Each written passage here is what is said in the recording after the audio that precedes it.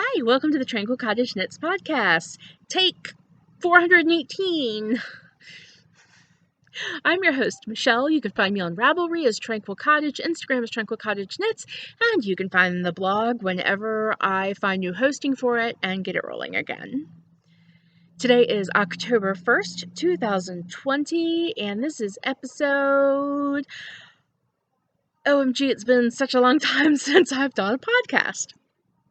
So, I haven't decided if I'm going to start over or keep going. I don't know. What do you do when you haven't podcasted for 2 years? Hi, you know what? Both feet, jumping right back in. Here we go. So much has gone on. I have had a complete change of career since I last podcast.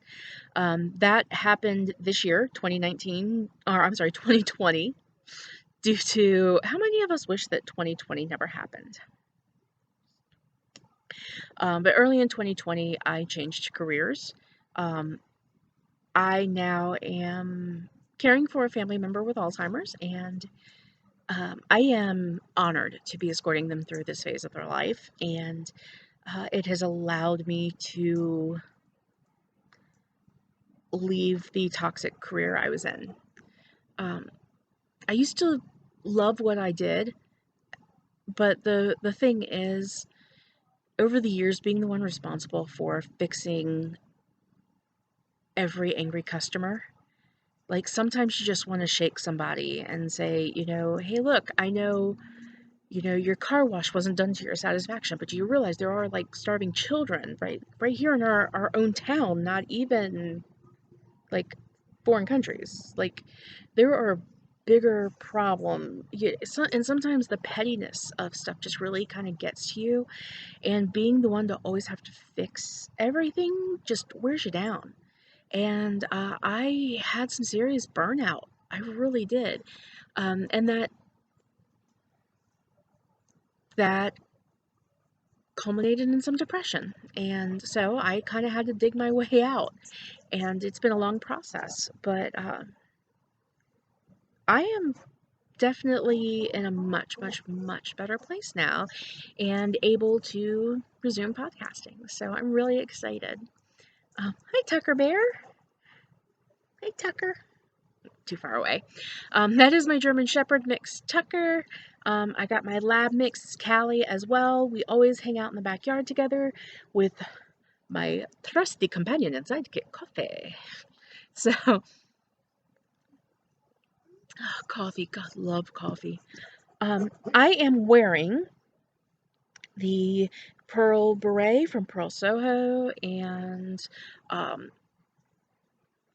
the Silverleaf Shawl by, I believe it's Lisa Hannes. And I love this pattern. Isn't that so pretty?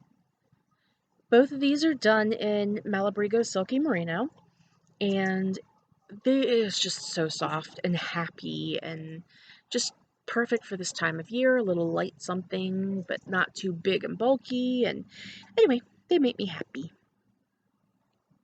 I did not knit the whole time I was going through struggling with depression. I find that is absolutely an indicator of when I need to maybe do some self-care or something. When I don't pick up my knitting, there's something going on. Something's wrong. And so I failed to see the signs in myself, and I kind of just let myself spiral a bit. So now I am like back up and knitting again and really just trying to keep myself up there and recognize when I'm struggling. And so I'm bringing you guys along for the ride. So I told you what these two items are. I do also have a couple other things to show you. This I'm excited about. This is done in Malabrigo. It's the Odyssey Shawl by Joji Locatelli, and it is done in Malabrigo dos Tierras. Such a pretty pattern. This is a free pattern by Joji, and It was done as a Malabrigo knit-along this year. Now, Malabrigo, from what I understand, is going to be gearing up to do another knit-along, and that is super exciting. Um, there's something about the camaraderie, about knitting the same thing that a lot of other people are, and kind of being a bunch of different people, a bunch of individual knitters, but kind of all in the same canoe going down the same path together. It's just really beautiful to me. And so I'm excited to join in if they have another knit along. So this is Dos Tierras. In my 3 colorways I chose, I also did another one of these in um, teal feather, Ravelry red, and I think it was Ravelry red, and another, I think maybe the same blue. Anyway, that was beautiful. I didn't bring that one out. Um,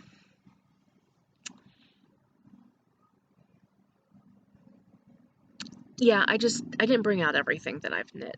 I did also want to show you, though, my very first successful crochet project. Super excited about this. Um, when I when I originally learned to crochet, I was in Girl Scouts and I was 9.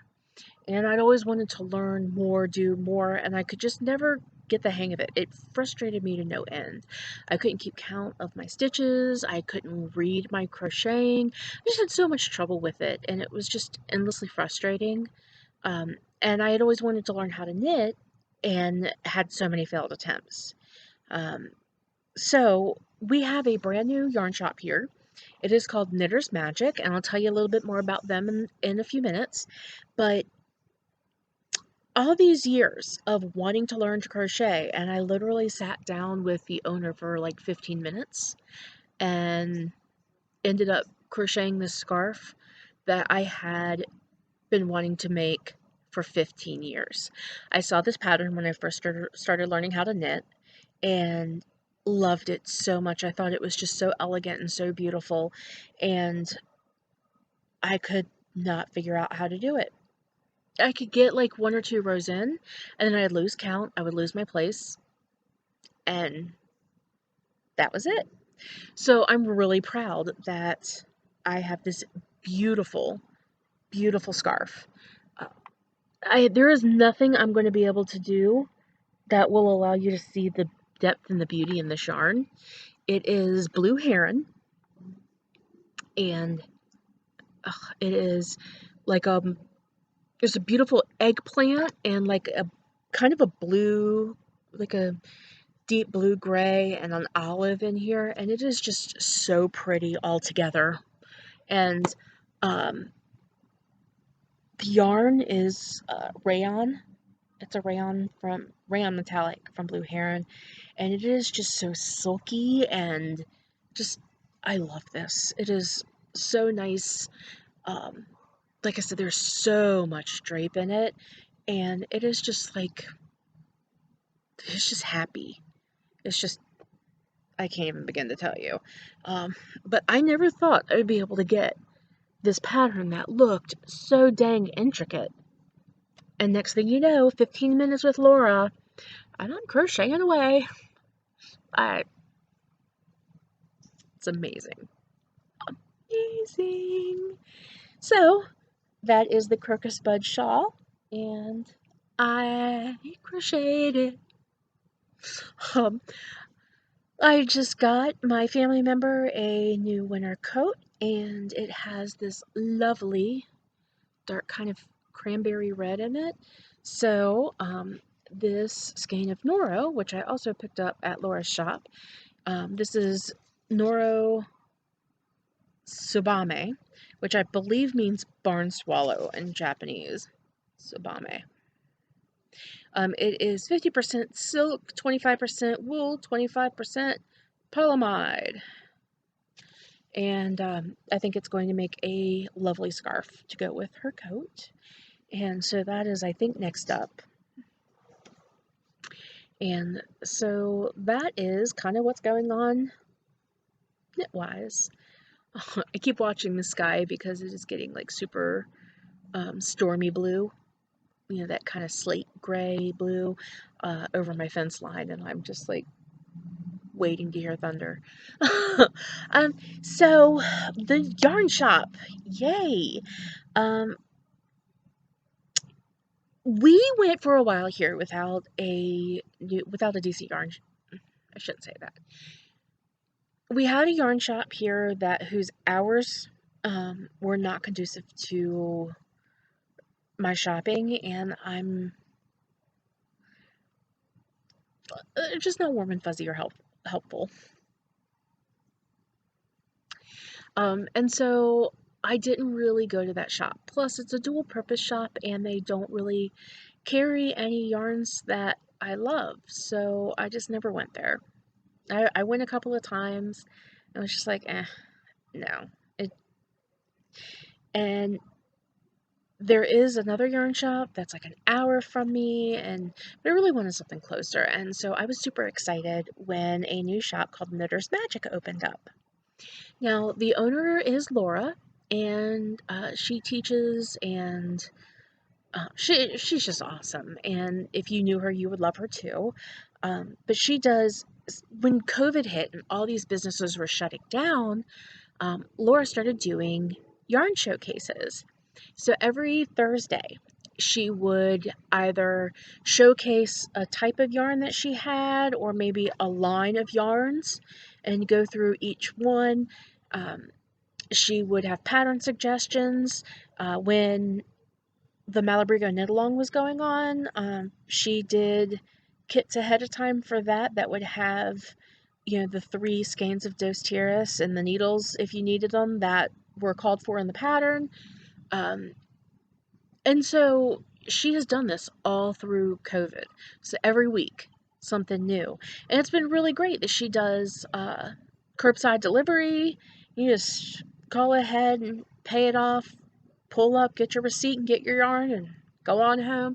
It was a beautiful thing. It really was.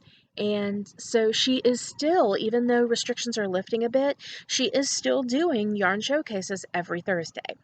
Today she did Purple Lamb, and Purple Lamb is an indie dyer, and her stuff is so, ugh, she just has such a good color sense. And so this time she did not have any specific project for you to knit, but she did go through each yarn line of Purple Lamb that she carries and show you all the colorways she had in each yarn line.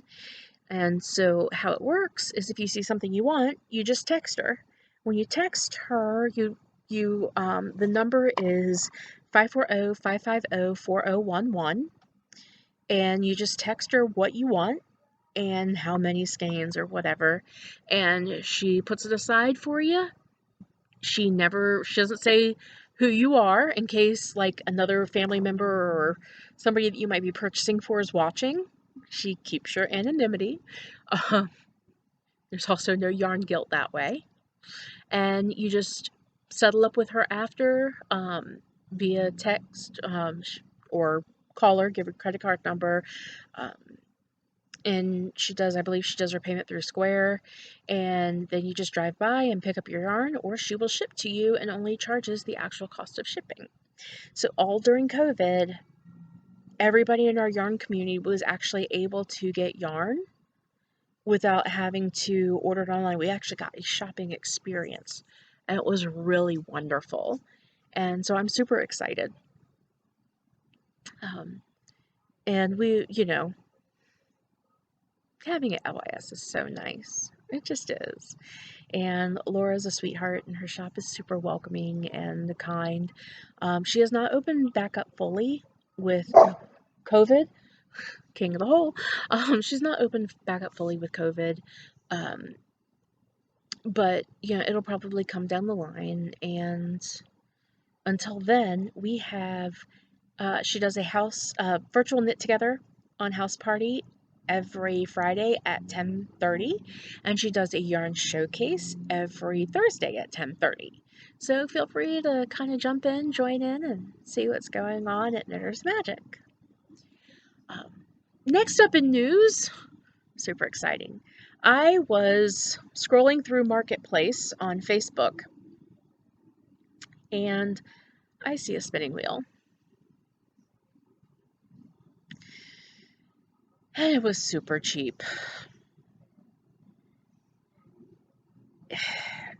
Now, the thing is, it was missing some parts, and I knew it, and so I was able to kind of look into the parts it needed and do a workaround and talk to the gentleman who had it up for sale, and I ended up getting this wheel for $95. Um, I did have to buy a few of the parts from, I went through the woolery, and Nancy is just amazing. She is my spinning wheel goddess. She tells me, exactly what parts are cross over between models, and she just has so much knowledge. If you have spinning wheel questions, call Nancy at the woolery. She's really wonderful. So I called Nancy, and she says, somebody else was asking about a wheel with the same problems. Turns out the guy had me and somebody else kind of inquiring about the wheel, and he said something in his gut just told him to go with me, and I'm thankful for it because now I have an Irish tension castle wheel. And as she was built in Holland, I have named her Noah Beatrix. Noah means movement and Beatrix means traveler, and I wanted a castle style wheel so that I could knit on the go more often. So it's absolutely perfect. And I made the footman myself, but I got the footman connector and the wheeled footman connector. I got all of that through the woolery, and the shipping is so awesome, and they're just super fast, and it was really wonderful. So now I have two wheels, a Scotch tension and an Irish tension. Um, so I'm really excited about that. Callie, come on. They're looking at the gate. You might be able to trust one puppy by itself, but when you have two, if they can get into trouble together, they absolutely will. So I'm excited. I've got a new wheel, and it is wonderful. I've been spinning in increments, and it's funny. As I've kind of come out of this depression, I've been spinning more than I have been knitting. So, exciting times, though.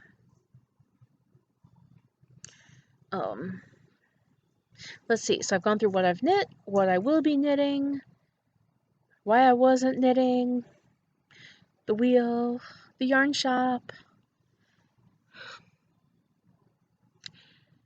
Well, this is a short one.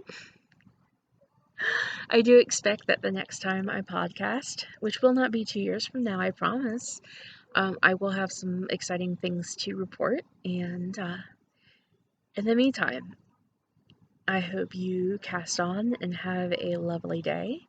And I look forward to seeing you the next time around. Bye!